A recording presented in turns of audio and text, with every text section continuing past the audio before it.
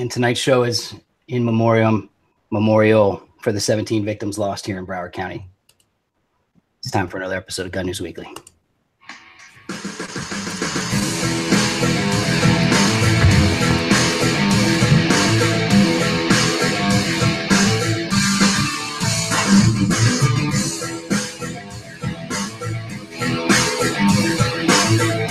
And it is Thursday night, and every Thursday night, regardless of what's going on in this world, we've been doing this for about 5 years.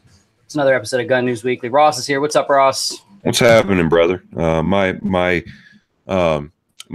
condolences that you got to be going through this right now, but we got you.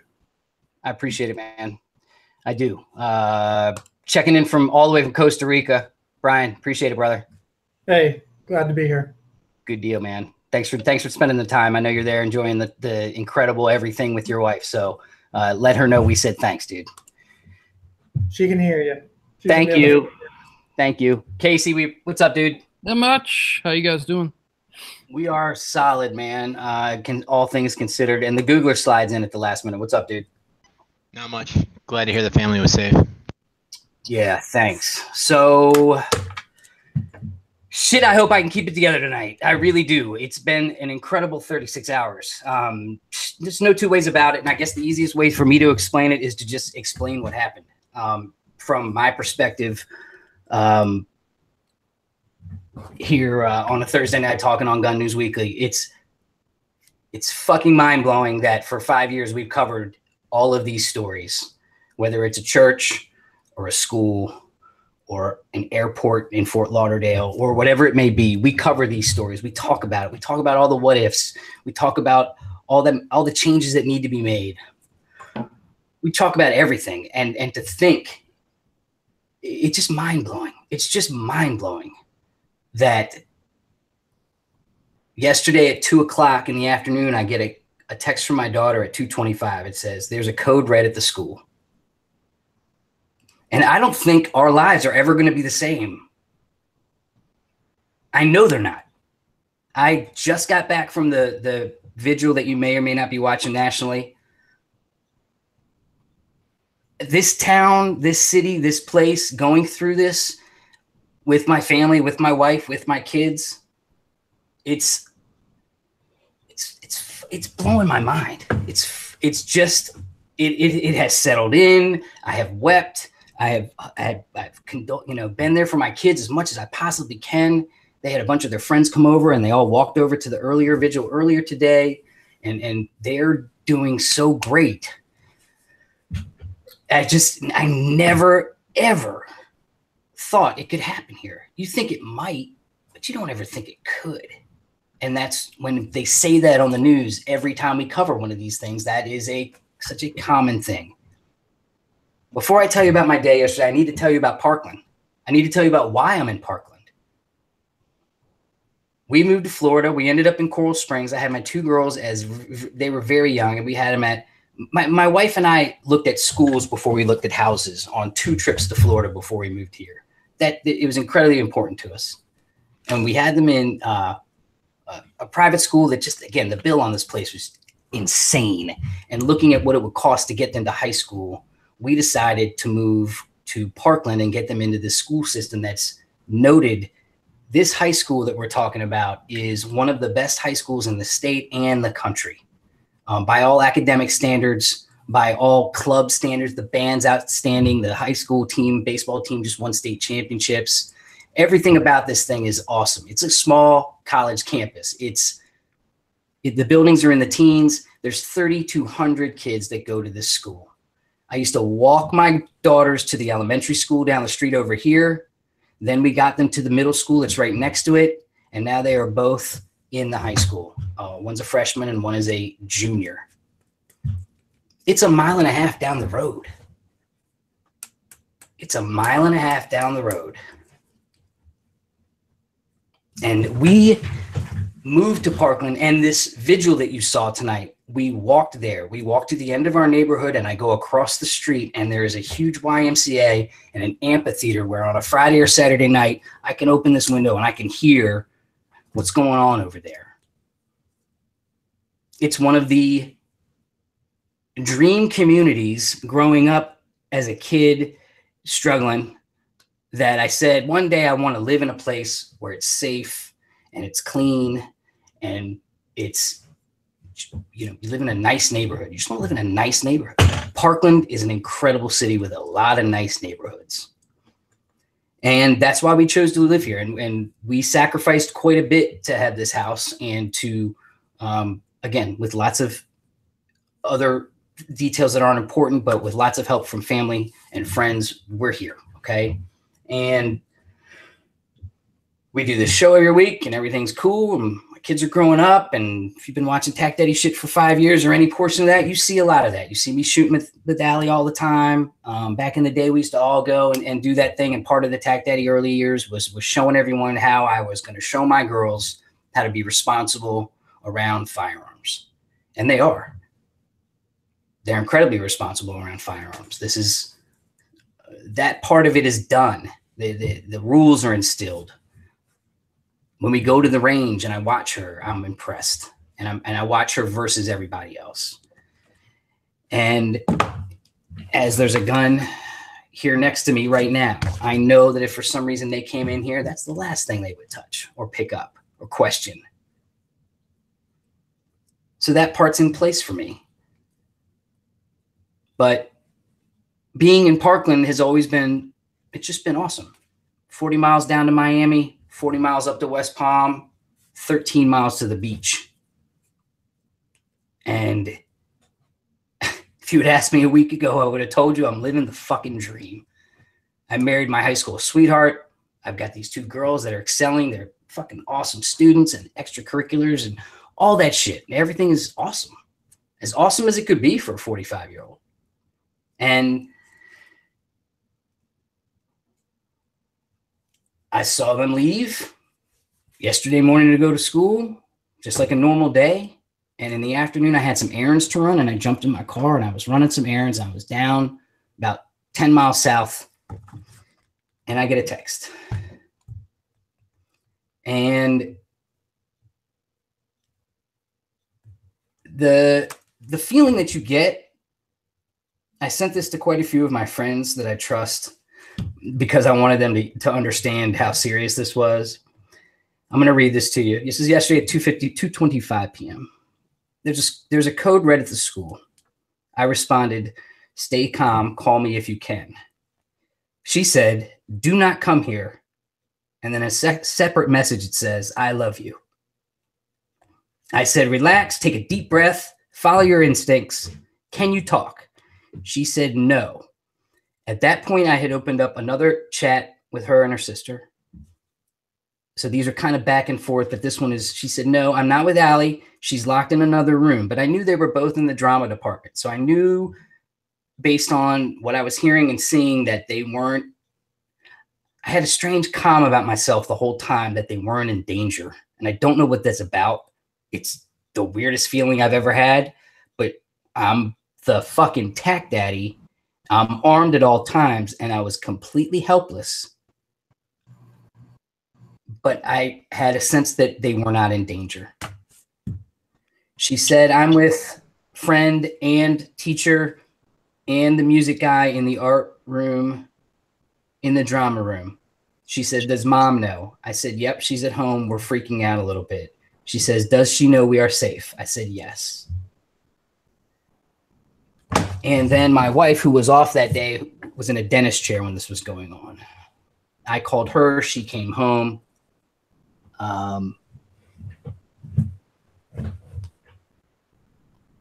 Right on, brother. We'll talk about that in a minute.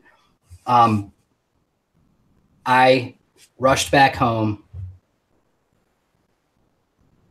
When I got off the highway, this is the message that I threw out. I actually didn't go live. I hold on one second. Stand by. I messed up. I didn't go live. I just taped this because I knew that this was going to be something that was going to be national, and all of my family and friends were going to start chiming in, and I wanted to get something out. I'll share that real quick. But this was literally getting off the highway, right literally under the underpass that's next to the school, in essence.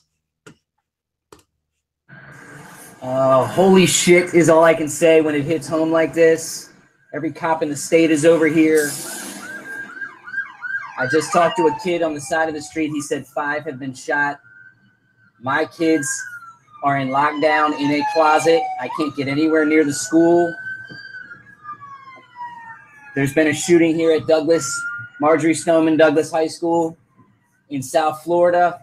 That's all the news and all the notes that I have. I got to go console my wife. All I know is that I'm in communication with both my girls and they're okay. Holy shit. You guys want to chime in and give me a chance to take a drink real quick? Shoo, Kevin. It's unbelievable to think that, you're going about your day and then it gets turned upside down. In an instant. Absolute instant. Yep. Yeah. And again, you look at the stats on Parkland, it's one of the safest places. I think it's ranked number 1 on the top 100 places in Florida that are safe place to live. Yeah. Yeah, that came out 3 days ago too, before this happened. Really, a new list? Yeah, it made the top 100 like 3 days ago, just before this happened. And I mean, I hate to bring this in at this point because I feel like you got a lot more to share, Kevin, but the overall consensus in the neighborhoods, are they talk? I mean, what's the talk about? Is it, I'm going to get to that. How do you stop this from happening? I'm going to get to that. And it's again, I see these numbers right now. Everybody's jumping in to watch this tonight. I really appreciate your attention, and I'm going to try to give it to you as straight and real as I can. Again, I'm shaking. Still, it's this shit just happened. I was just holding a candle with thousands of people looking at a stage with adults who have lost their kids and angels representing the 17 people. And then I'm walking home and I look up and these kids have launched these 17 balloons into the sky. And I'm watching all this stuff. And it's to say it's fresh, it's fresh. Yeah, very, very emotional, very fresh. I Incredibly. totally get it. But tell you what, I'm really impressed with how your daughters handled this, though. Thanks, man. And that is the next step. So the next step is we're home. We're now aware that this is on the television. My wife and I are sitting there watching this, and I'm in communication with the girls, and they're saying, and we're watching. So they're letting kids out. They're saying the shooter's still on the loose. I'm watching the body language of the police. We'll get to the whole police situation in a little bit later part of the conversation.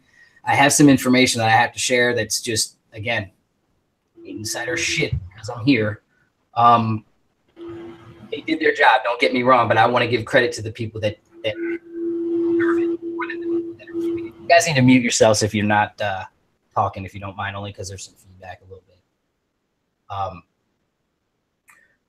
And at some point, I said to the girls, let me know when they let you out. And I knew there was no way car-wise we were going to get anywhere near the school, no matter what direction we hit it from, right?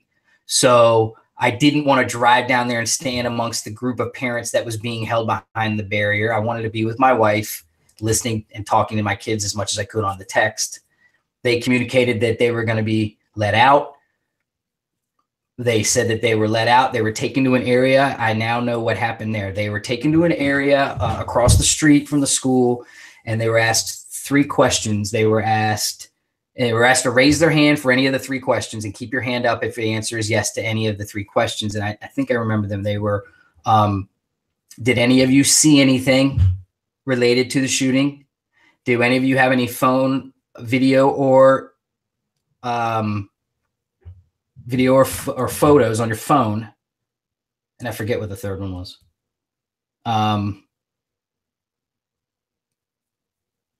I think it was something like maybe, did you know this guy or something along those lines? I can't remember. I can't remember what the third one was. And after you didn't raise your hand for any of that, you got moved to another area. Those kids got interviewed.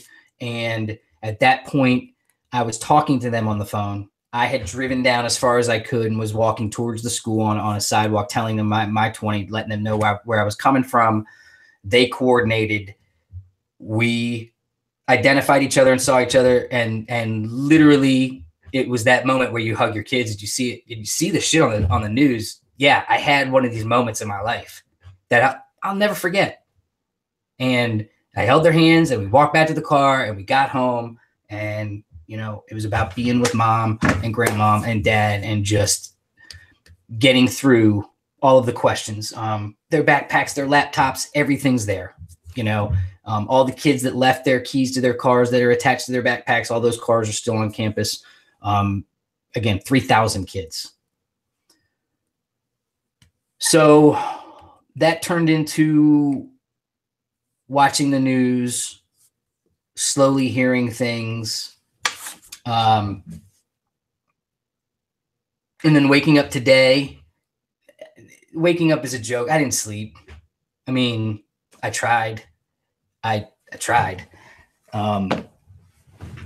Maybe an hour. I don't know. And we woke up this morning and Katie went to work, and she called me pretty much after she got there and said, I need to come home. I'm coming home, because they had announced that there was going to be prayer vigils starting at some of the churches at noon, and then over to the amphitheater and the YMCA behind the house here at 2:30 and 6. So she came home. My daughters had a bunch of their friends from the drama department come over, so they could park here and walk over. And we all went over there at 2:30. And I sat and watched hundreds of high school kids crying and hugging each other for an hour.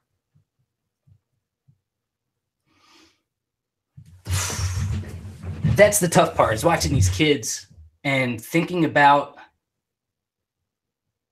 how they get back to any sense of normalcy, just normalcy. I'm so confused by that part, is how they're going to do it. And these are strong kids. You can see it, you can see it. They're trying just to get through it. They're just trying to deal with this. And we came back home. We ordered some pizzas that never got here by the time 6 o'clock came. And so we went back over, and that was when I ran into one of my friends again.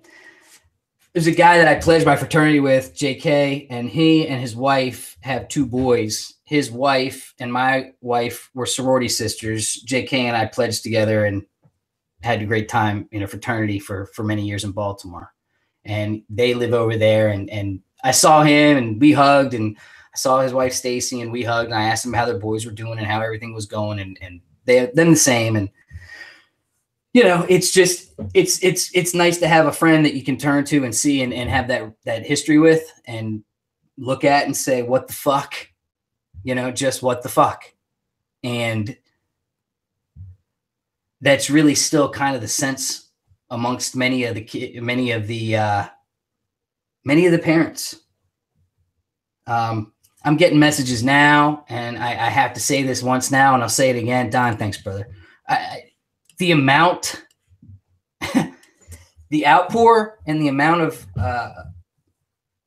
people that have said to me that they've got my back and they're ready to help in any way, shape, or form. I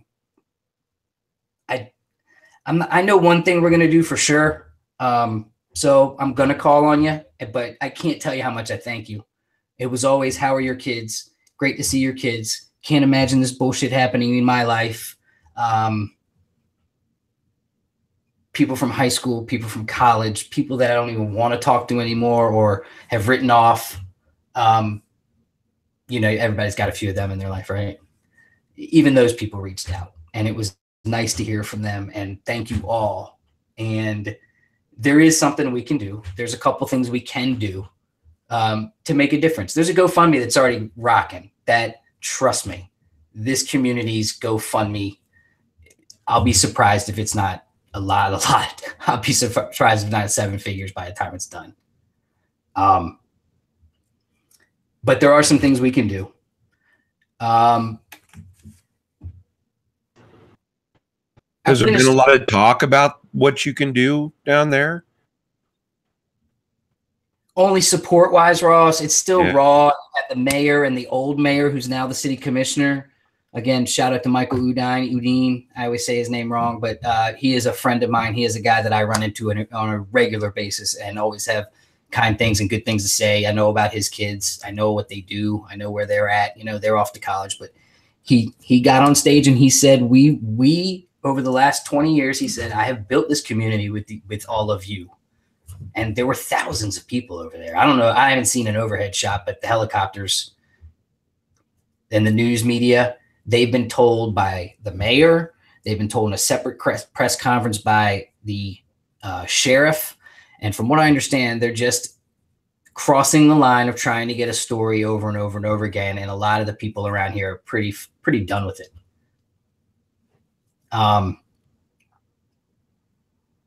Thanks, Jim. Appreciate it, dude. So what comes next is, again, I got to be there for my girls first and foremost. And that's my job. That's what I got to do. Well, and I hate to ask, Kevin, how are the girls doing? Don't hate to ask. So obviously we're blessed that they're home with me. Obviously we're blessed that a lot of their friends, their really strong friends, are okay. It's like friend of a friend or a girl that they used to have a class with last year. Molly has a friend that she always thought was a great gal that was a year older than her.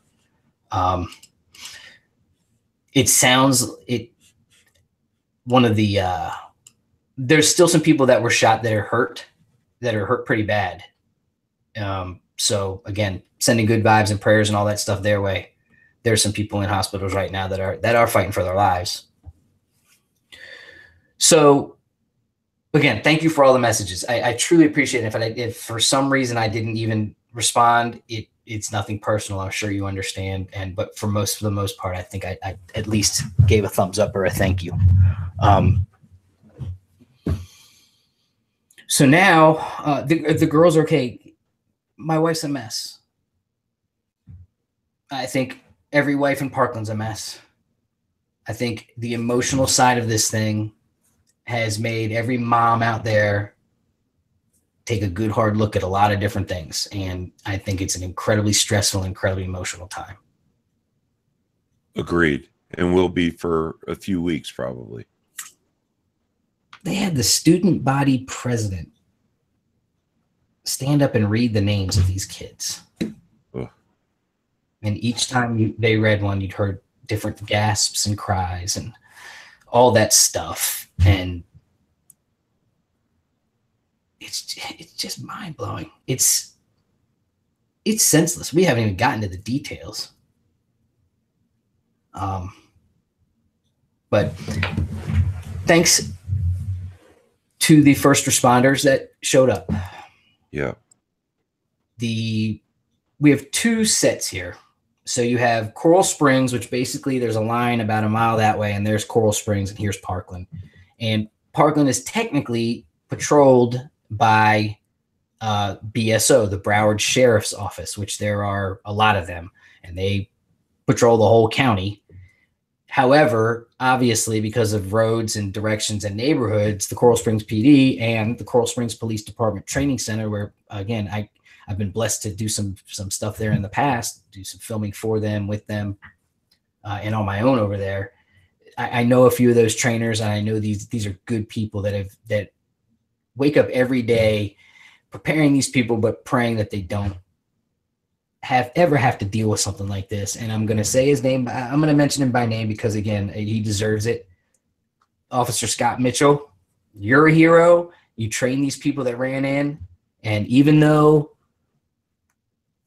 the BSO is taking a lot of credit and the spokesman for this has become the sheriff of the BSO, all indications are that every single kid who was treated, every single room that was cleared, every single thing that was done in terms of the heavy lifting of the operation of going in and taking care of things was the Coral Springs Police Department. And I know there's politics when it comes to all that shit, so that's all I'm going to say. But that's the facts from a couple different sources, including people that were on scene. I also want to give a huge thanks to my neighbor, who is a part of the fire department, who was on scene with the commanding chief, setting up the triage area, treating the kids and the adults who needed to be treated. And thanks to all the teachers that were there to help in any way they could. Thanks to all the admin people that were there to help in any way they could. This sick kid had a plan. He had an escape route.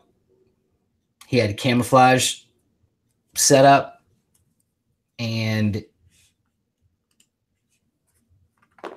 no one knew it was coming. And by the time they did, it was too late. And like I said, this city will never be the same. It never will. I think the sense of community and the sense of wanting to help and all of that stuff is going to be very strong for a good long time here.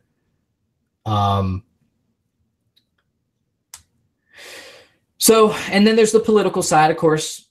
Debbie Wasserman Schultz is here.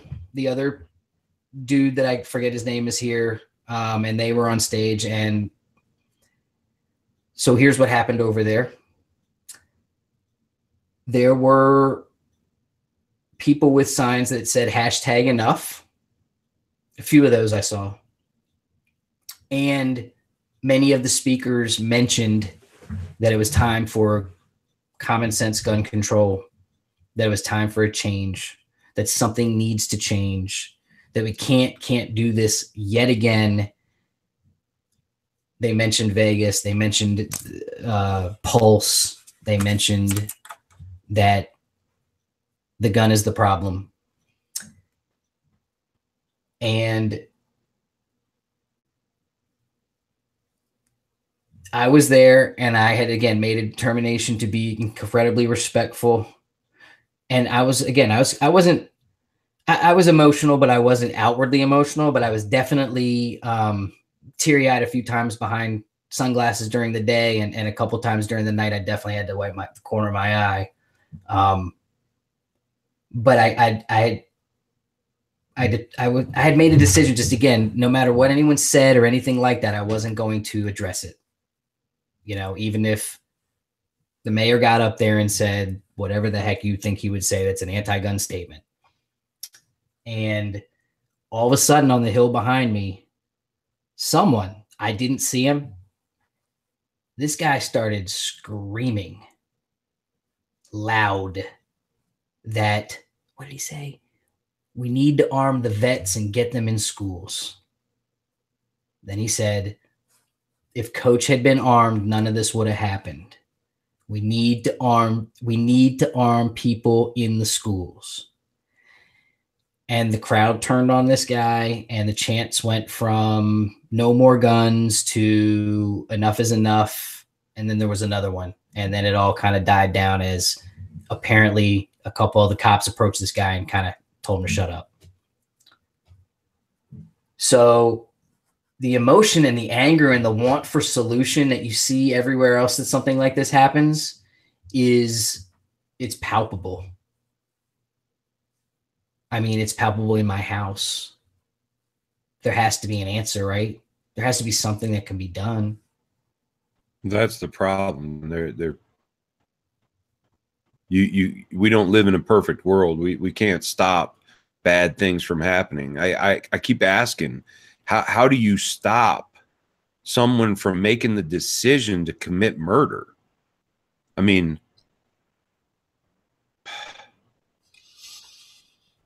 I don't know. The sad reality is that guy screaming sounds like he was right.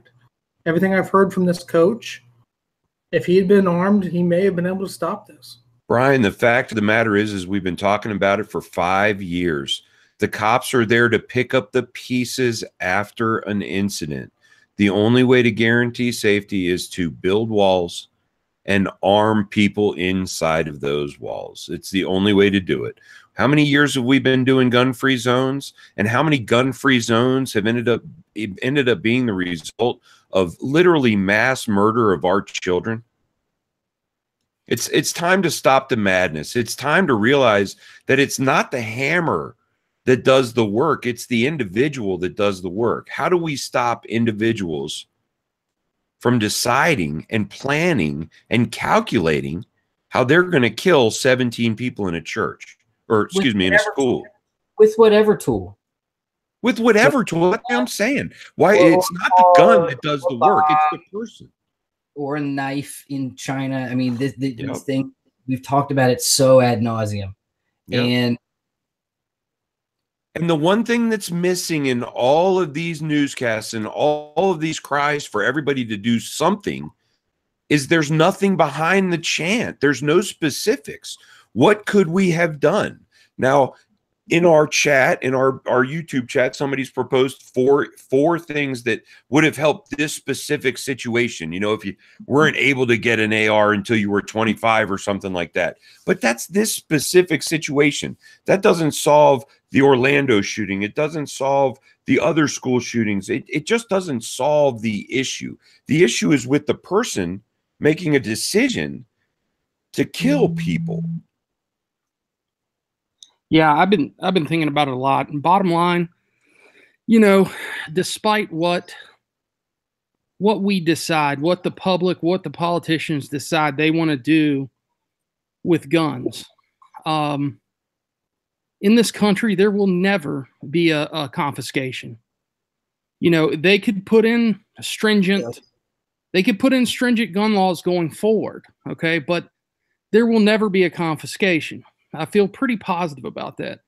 So the fact remains that, you know, in the United States, we're a very armed populace. You know, there's probably, you know, I don't have the statistics, but I know we're more armed than any other country, you know, per citizen. So, you know, take away, say there's no more guns sold as of tomorrow. We still have this problem for the future. And we can't control people's urge to commit crimes, whether it's with guns, with cars, with knives, with whatever it's going to be. So the question remains, what can we do to protect these kids? And the only, you know, logically reasonable thing that I can think of, and what we all hold and know to be true, the only thing that fights violence is violence. The only thing that fights a gun is a gun. You know, and I'm not saying we arm our teachers, and a friend of mine had actually put some stuff on Facebook, and he was talking about how, you know, the administration and, you know, how much money spent to guard airports, you know, with these public school systems, you know, how much money would it take in a budget to, you know, hell, we spend money on everything else. We don't mind operating at, you know, deficit. You know, but to protect the I read a whole one of these things that broke it down that talked about if you wanted to put a trained armed veteran in every school, every high school, it would cost about 1.5 billion or billion a year. Well, okay. Which is a tiny fraction of the healthcare budget. Like just put it into the healthcare budget. And that's not, I mean, and let's not kid ourselves. You know, one armed guard in a school, I'm sorry, but that's still, that might minimize what happened yesterday, but we're talking about a campus of 3,200 kids. You're talking about, you know, 12, 13, 14 buildings.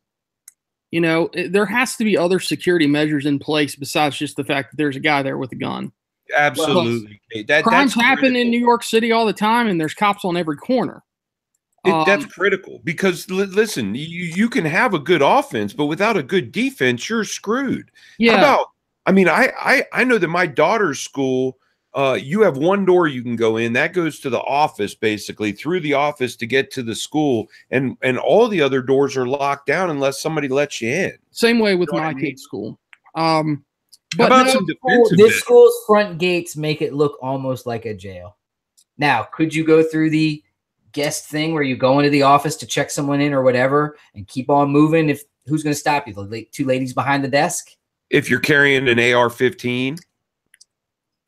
I mean, that's semantics. But the other thing too, and I saw somebody mention this, you know, people that support guns and you know, that are responsible gun-owning citizens like we are, you know. Man, that's a tough fucking question, Deanna. There's other ways even that this could be budgeted. You know, people that want high capacity mags, and I'm not saying this because this kind of goes against whatever, but I don't think anybody's going to mind, you know, paying a little more tax on, and I might get, people might yell at me for saying this, but, if you pay, look what they do with taxes on tobacco because we know it causes problems. There's plenty of ways to pay. No. We're talking about our most precious asset as a civilization. Right. Dude, we guard our banks with guns. Again, we covered all of this so many times. It's like we know what all the arguments are.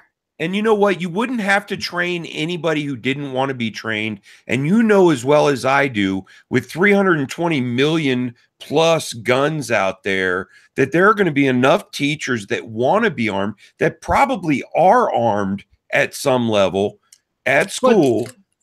I'm thinking this would not be an issue. I'm thinking reasonably, because here's the thing, having teachers that are armed, that are trained, that's all well and good. But to 60% of the people that are totally anti-gun, this would be atrocious. This would be pull my kids out of that school. There doesn't need to be a gun anywhere near a classroom, but at the same time, they're the people that are bitching like we've got to change something. All right, so how about we take every classroom and we outfit the door with one of those door stopper things, first of all. Then we give the teachers med kits and teach them how to use them. Then we give them tasers. Is tasers okay? I mean, look, if it was up to me, you know what I would do. You know what the argument I got? You know what the argument I got on one of that was? Let's say, well, what if the kids overpower the teacher one day and take the taser? Well, what if? Yeah. But you give what if a kid walks through the front door and kills 17 people? And some armor. And nobody has a way to defend themselves. Nobody. And again, and some armor and maybe some bulletproof glass on the doors and on the windows. Some other comments have come in. So many comments have come in. I have to go back on that in a minute because I just want to make sure. I hate to say this, but it's neither the tool. It's a societal thing. It seems to have been increasing in frequency over the years.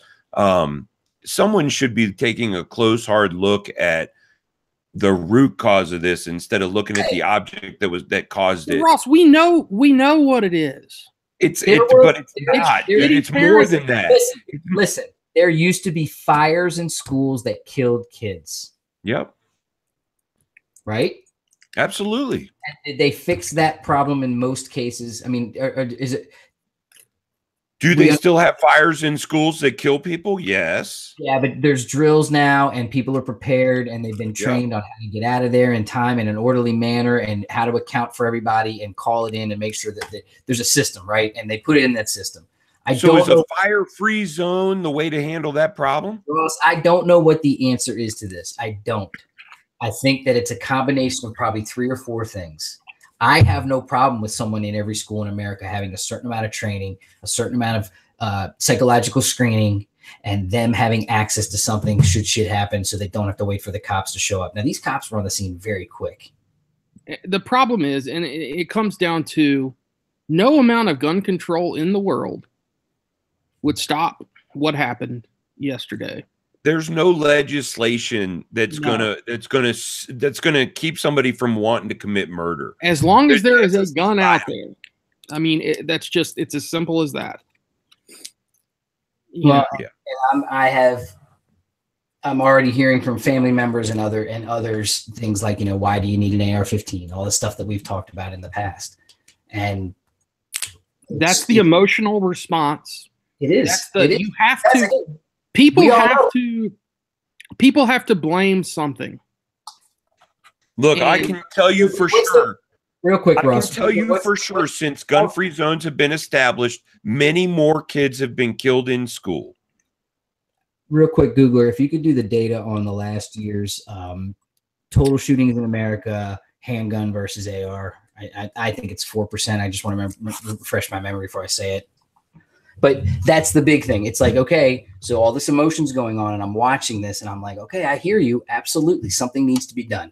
Yes, this never should happen to any city in America. Yes, I'm standing here watching parents of kids who have just died yesterday. I don't know where they found the strength to get up and talk to people. Kev, back me up on this. Florida, I thought it was federal that ARs were 21 and that ARs were 21, handguns were 21. But they were 18, saying 18 and 20. okay, ARs you get it are- right. handguns are 21. Yeah. right. And they were making an argument on CNN. They were like, well, why wouldn't it be 21 like a handgun? We don't see why. And I guess they didn't get the idea of concealability and, And more again, handguns are that's used not in what crime. their stats is, because now, hey man, if it's not obvious, I get it. I understand why these news anchors are getting choked up talking to these parents and kids. I get it. It's horrifying to hear the experience. However, you look at the long-term conversation that we have on this show, not just tonight. We know it's handguns in cities that are gun-free zones that make up the majority of these numbers. And the counter to that I heard was, yeah, but 100% of those kids at the school got shot with an AR. And I don't know how to respond to that. What is it? 100% of the kids that got shot at the school got shot by an AR. It doesn't matter what that shit happened in other cities and all that stuff. This is what happened here. Right. So The gun used doesn't change it, though. He could have done the same thing. Was the Virginia Tech kid had Glocks? It doesn't matter the tool.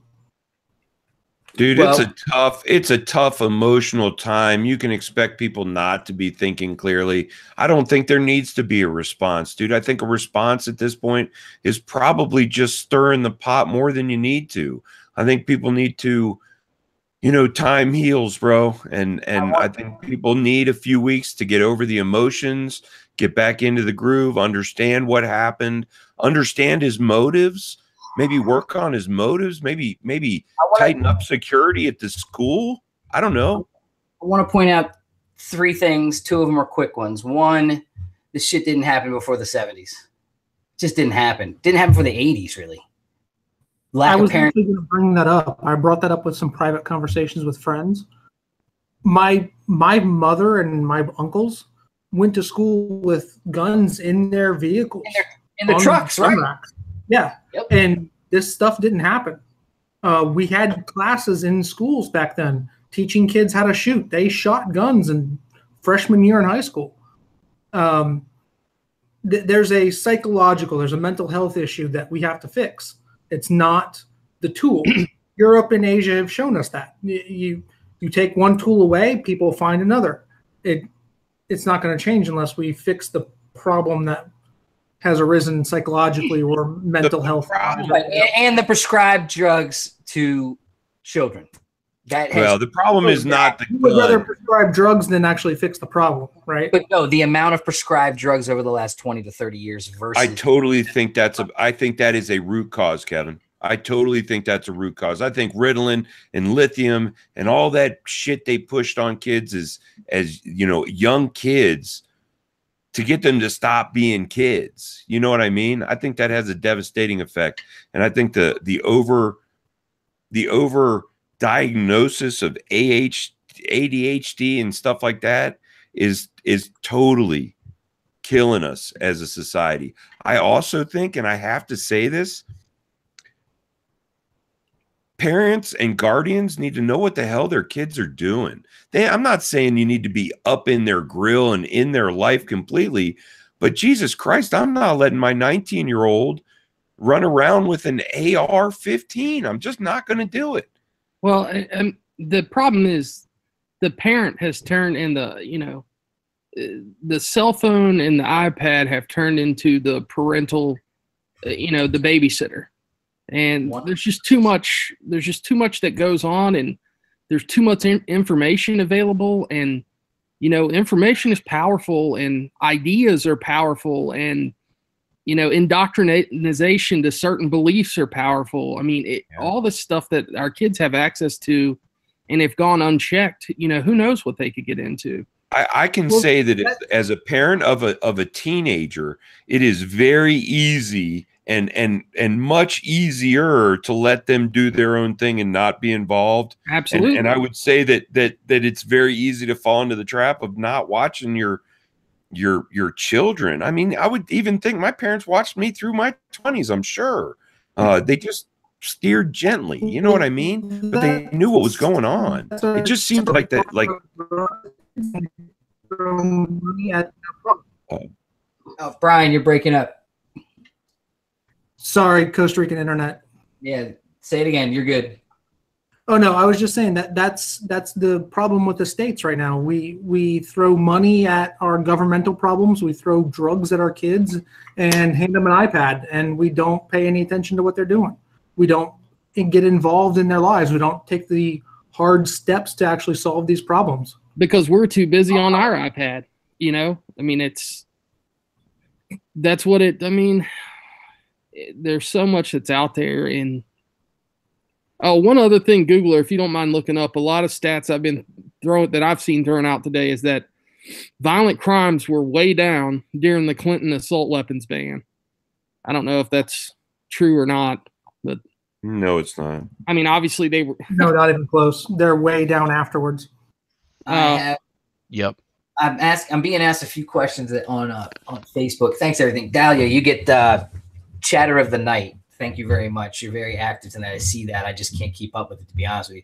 But one of the things that's been asked is about the FBI admitting, and again, I watched a press conference to answer your question. I watched a press conference where the FBI rep went right after the ATF guy and said,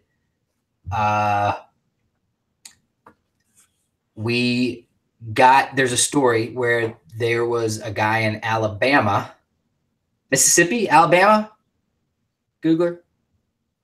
You don't even know about the guy. You don't even know about the guy. You don't know what guy I'm talking about. There's a guy, I'm going to call him in Alabama, that basically called the FBI after he was having a YouTube chat where someone named with this guy's name said, I'm going to become a professional school shooter or something along those lines. Yeah. And he called the FBI. The FBI came to his house. They interviewed him, asked him, they said they couldn't track it. They couldn't figure out. And again, to me, Brian, you're the IT guy. Is that just, if a guy puts a comment on YouTube, could the FBI find out who they were even if YouTube deleted that comment? Abso-freaking-lutely. Abso-freaking-lutely. It depends. I don't know Google's internal practices, but from what I understand, nothing is ever truly deleted on their systems. Yeah, I mean, I would have to think that they have to log the IP. Be able to find the Google Plus or YouTube account that it was associated with. Dude, if they can find Clinton emails. Ross is like, if they can find emails on hard drives that have been in the Potomac for 4 years.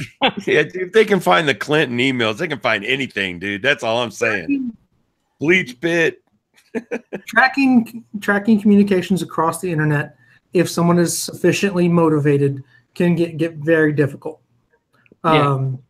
So there are things there that likely this kid wasn't that sophisticated. He probably just was running his mouth like apparently he did. From what all we can tell, all his peers understood that this guy was crazy and he was going to do something like this. So it shouldn't have been that hard to track him down.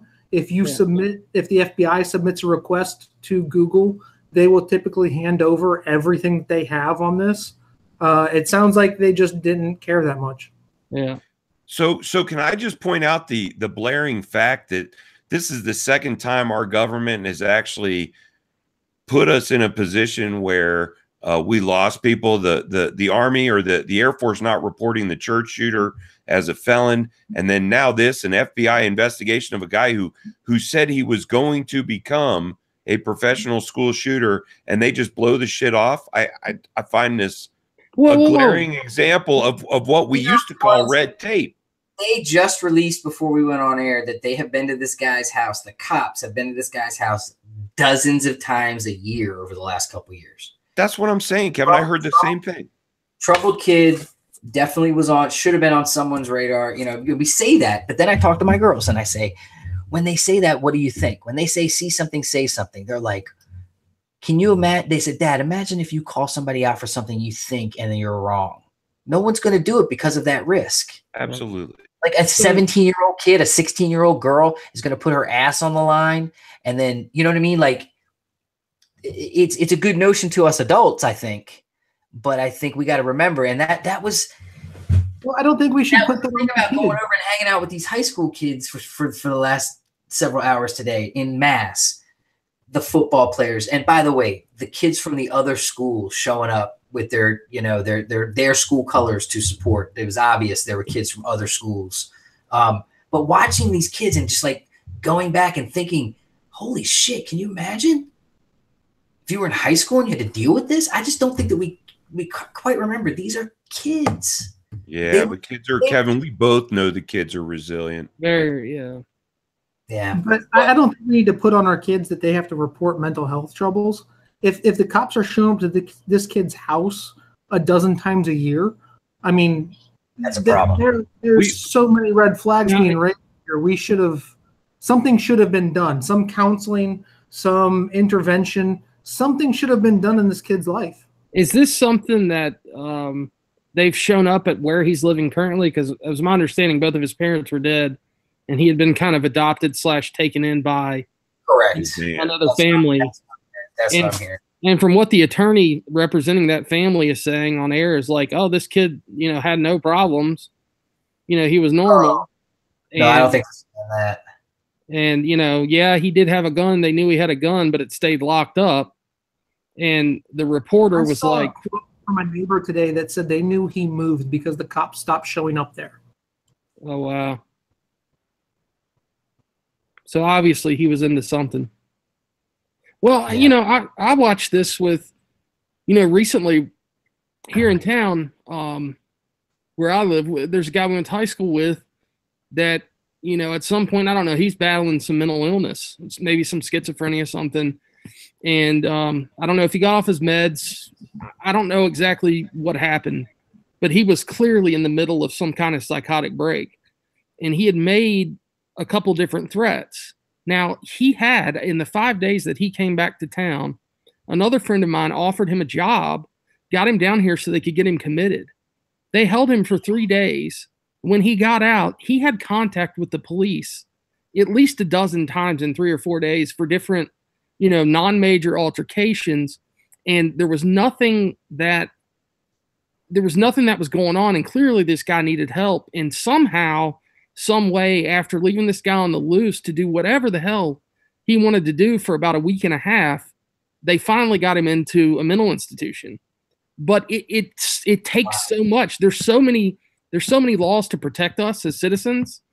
When you're in the middle of a mental break and you deny the services, it's very hard to get somebody committed. There's a lot of laws that protect us as citizens, which you can't really talk about that. Yeah. Again, but the fact of the matter is, dude, this is not a safe world. There's nothing that's ever going to make this world safe. There's still going to be sharp objects. There's still going to be people who stick their hands in chippers. There's still going to be people hell bent on killing other people. Yeah. You could take the Middle East as a perfect example. Those guys have been killing each other for 100 years. Yeah, they'll just take you in the middle of town and stone you. Stop. And to think that there's something, there's a fix-all, a cure to this disease. There isn't, legislation. Man. It's family, it's society, it's morals, it's all the things that have slowly eroded since the 70s. Yeah, you can't legislate away this problem. No.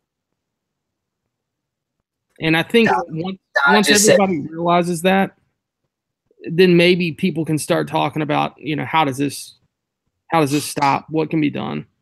All right, let's go there real quick because I wanna go there.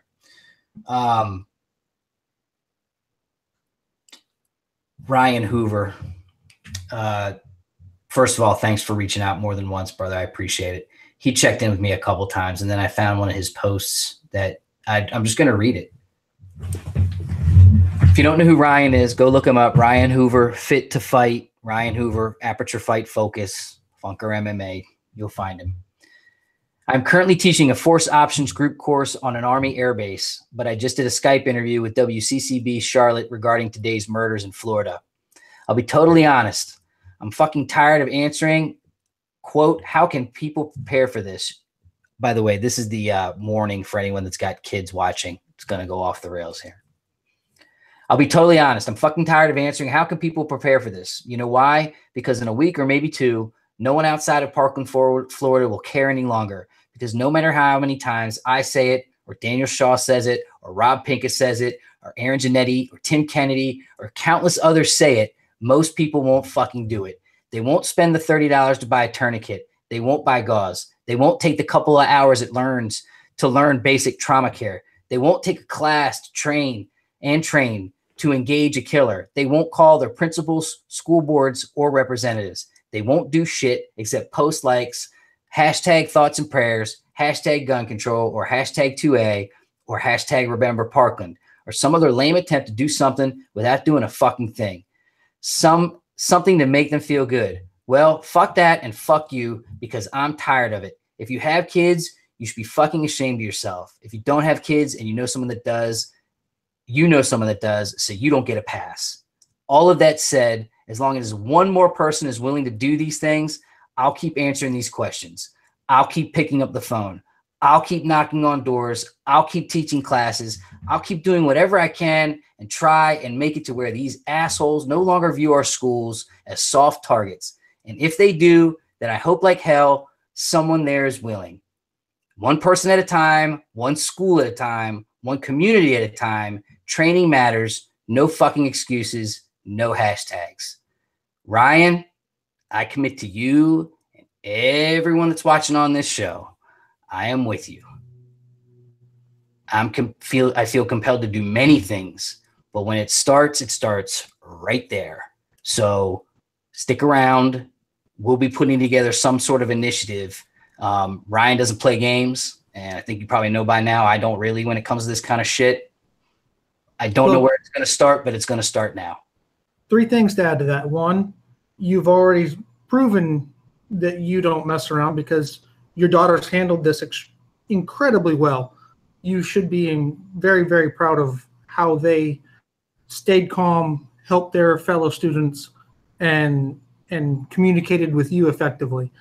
Number 2, I've told many people this. Not everyone is of the right mindset to carry a gun.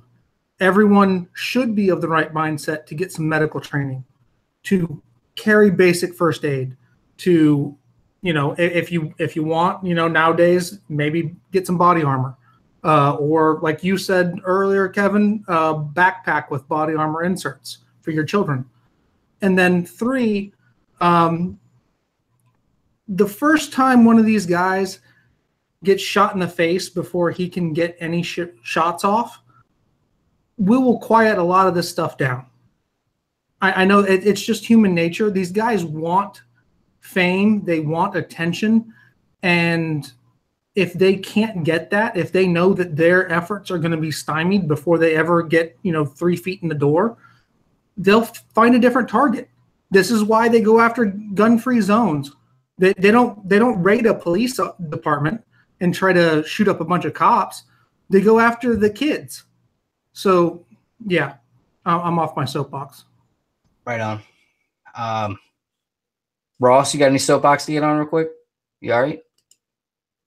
I'm doing good. I'm actually, dude, the chat is off the hook tonight. I want to thank everybody. And honestly, dude, there's one dude out in the chat that I want to thank a lot because he's bringing what everybody else is thinking to our group here, which is there is a way to stop this. You could restraining orders and other stuff. And I appreciate that opinion, man. I really think that's what most people think. But, there are common sense. I mean, if you really think about this outside of the emotions, man, a piece of paper doesn't stop anything. This shooter was expelled from the school, not allowed on the premises of that property. Yet there he is with an AR-15. Hold on, Ross, and got busted for selling knives out of a backpack. There you go. And expelled from the premises, which means he legally cannot go back on those premises by the order of the school. So the fact that someone would think that something like a restraining order or even restricting somebody from buying an AR-15 does not by any means mean that they can't get their hands on one. And these things, this regulation that everybody wants to see is really pointless, man. Our government's never been good at regulating. The regulation that we do is to bring money to the government, and that's about it. Everything else is so lax. If we actually enforce the laws that were on the books, had something that we could do to deter people from actually wanting to commit murder, then we might have a shot, man. But at this point, we have nothing. Yeah, it's sad because it's a broken record. This is what we say every single week. And it even with Kevin's girls being involved, it hits close to home, certainly, but it's no different than the conversation we have after every single one of these things happens. And it's just couple things I want to point out. First of all, go check out Rob Pincus's Facebook page. He and I have been communicating, and thanks, Rob. He put up a couple links to some free content that covers a lot of this stuff. If you have nothing, obviously you can go to YouTube, but I recommend you go check him out and what he's got over there. It's free content that applies to what we're talking about. So anyway, honey, I'm going to talk about the, I'm going to wrap up the show talking about the victims because I feel like I owe it to them to recognize them. Is it okay? Or are you okay? Molly's here because she wanted to not be alone downstairs right now. So she's hanging out. I didn't know any of these kids. It's not like I had any of them that were in carpools or I had coached or anything like that.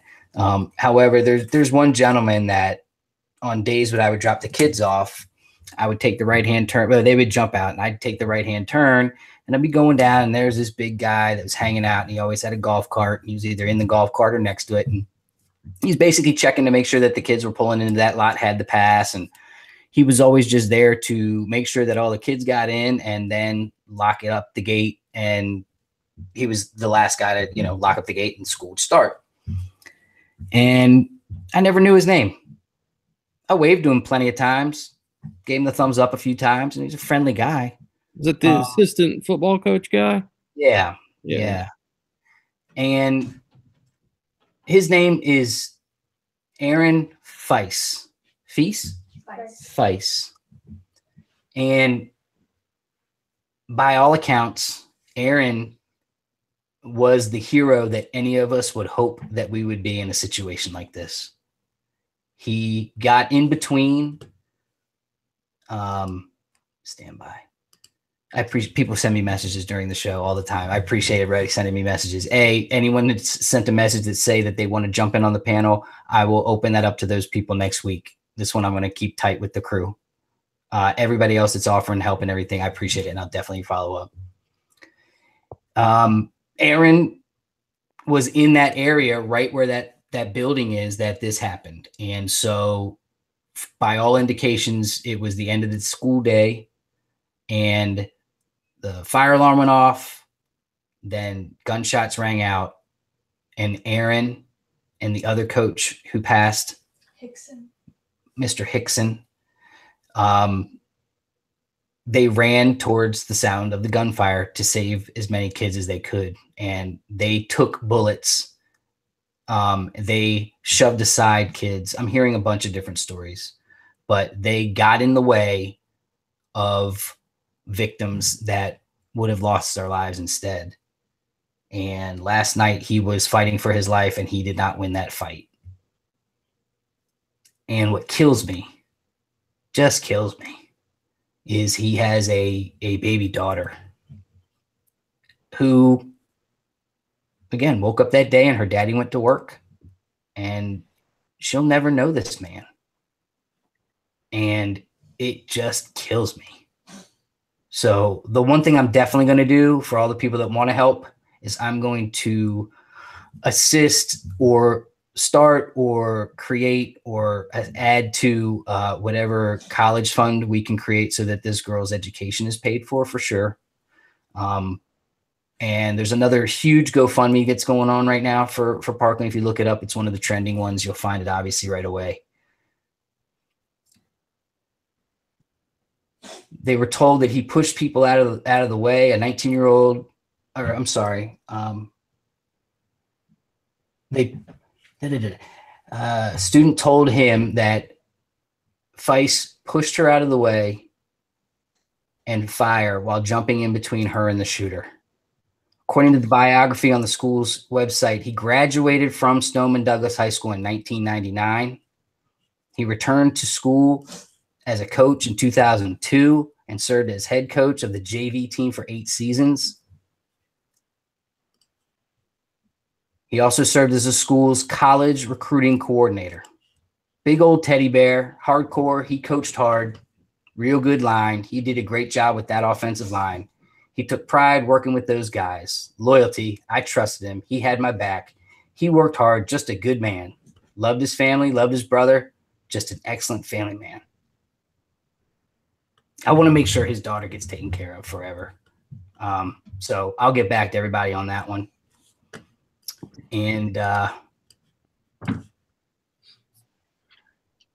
just want to mention the other children who lost their lives and adults. Alyssa. I don't know how to say her last name. Aldehef. Scott Beagle was a teacher who lost his life. Martin Duque Anguiano. Nicholas Dworet. Jamie Gutenberg. Chris Hickson was the athletic director that I mentioned that ran towards the gunfire and was a hero as well. He was the communication director with the school's varsity and junior varsity football program.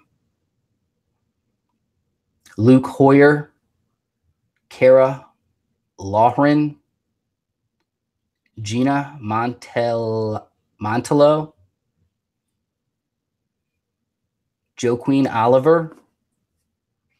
Joaquin Oliver,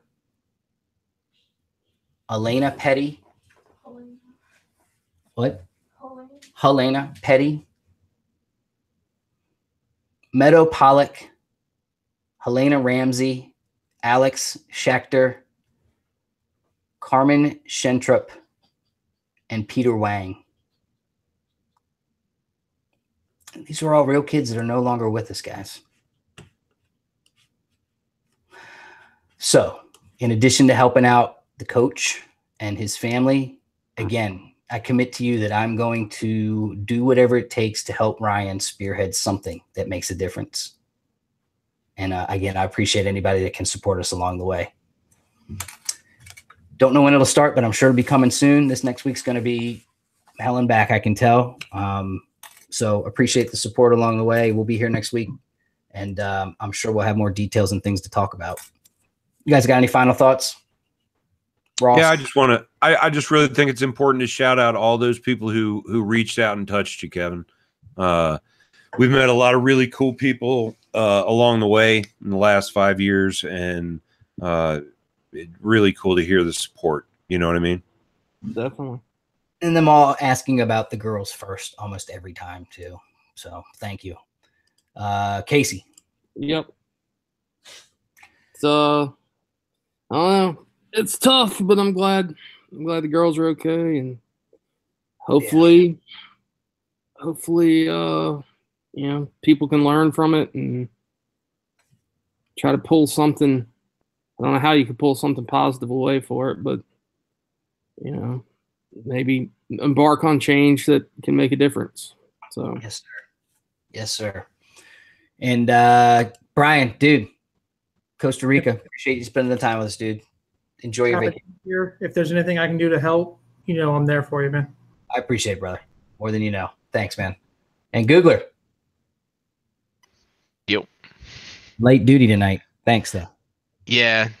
Sorry about that. I had something else going on too. I was running late because of it. No worries. I'm glad the girls are safe. Thanks, man. And I want to read this as well. And thanks for this data. I appreciate it. PTSD can have symptoms right after the trauma, or they can develop months or even years later. For most people, post-traumatic stress disorder starts within about 3 months of the event. For some people, doesn't show up till years later. Just keeping that in mind. And the fact that it's okay to ask for help, it's okay to talk. Anybody that's out there that needs to talk, give somebody a call. I'm sure they'll take the call. Anybody that needs to talk to me, call me. And thanks for all your support, everybody on Facebook. Appreciate it. So many comments, I can't even respond at this point. Let's wrap up YouTube first. Appreciate everybody tuning in. Please share this with your friends. Appreciate you tuning in as always, and we'll see you next week. Until then, we're out. And God bless the 17 souls that are now with them.